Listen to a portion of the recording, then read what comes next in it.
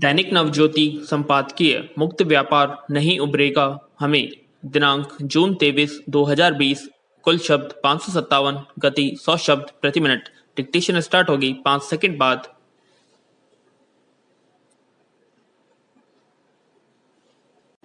Start.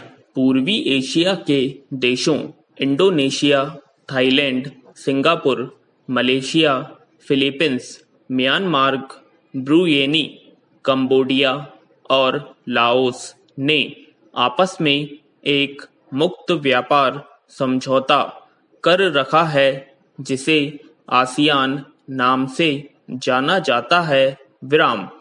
समझौते के अंतर्गत इन देशों के बीच माल लगभग शून्य आयात पर आ जा सकता है। आसियान के देशों ने वर्ष 2010 में चीन के साथ मुक्त व्यापार समझौता किया। उस समय इनके चीन को निर्यात अधिक और आयात कम थे। शुद्ध व्यापार इनके पक्ष में $53 अरब प्रति वर्ष का था। चीन के साथ समझौता करने के बाद यह परिस्थिति बदल गई। विराम।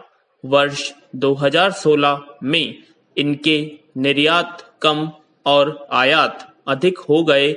इन्हें $54 अरब का घाटा लगा। विराम।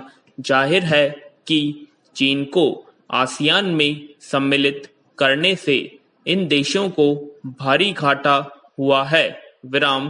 प्रश्न है कि यह मुक्त व्यापार घाटा हानिप्रद क्यों हुआ? अर्थशास्त्र का सिद्धांत कहता है कि मुक्त व्यापार से दोनों देशों को लाभ होता है।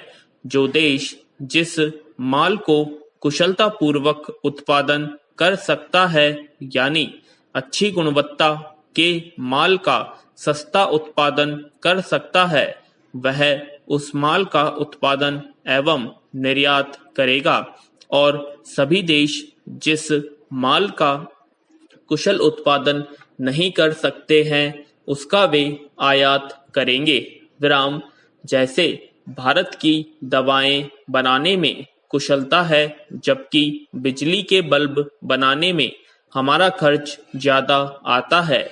ऐसे में मुक्त व्यापार का सिद्धांत कहता है कि भारत को दवाओं का निर्यात करना चाहिए और चीन से बल्बों का आयात करना चाहिए। ऐसा करने से दोनों देशों को लाभ होगा।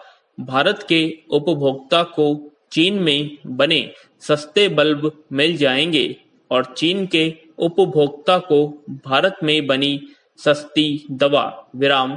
भारत में दवा बनाने में रोजगार उत्पन्न होंगे जबकि चीन में बल्ब बनाने में। इस प्रकार मुक्त व्यापार दोनों ही देशों के लिए लाभप्रद सार्थक हो जाएगा। लेकिन ऊपर बताया गया प्रत्यक्ष अनुभव बताता है कि आसियान देशों ने जब चीन के साथ मुक्त व्यापार समझौता किया तो उनका घाटा बढ़ गया। इसका कारण यह है कि मुक्त व्यापार में सब देशों के बीच नीचे की तरफ दौड़ लागू हो जाती है।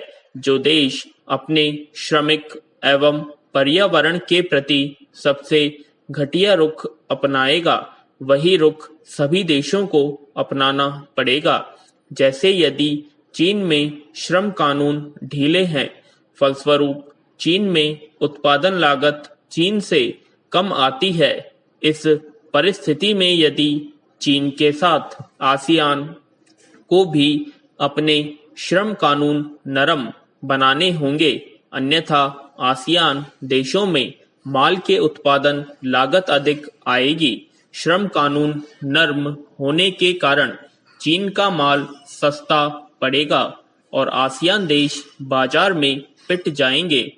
अथवा मान लीजिए चीन में पर्यावरण की हानि की छूट है, उद्योगों द्वारा वायु प्रदूषण करने पर रोक नहीं है, अथवा प्रदूषित पानी को नदियों में डालने पर रोक नहीं है। ऐसी परिस्थिति में चीन में उत्पादन लागत कम आएगी और चीन का माल सस्ता पड़ेगा विराम उसके सामने टिकने के लिए आसियान देशों को भी अपने पर्यावरण को नष्ट होने देना पड़ेगा अन्यथा उनका माल महंगा पड़ेगा विराम तीसरा कारण प्रशासनिक व्यवस्था का है चीन की प्रशासनिक व्यवस्था कुशल है उद्यमी को सुविधा है और उसकी उत्पादन लागत कम आती है विराम आसियान देशों में यदि प्रशासन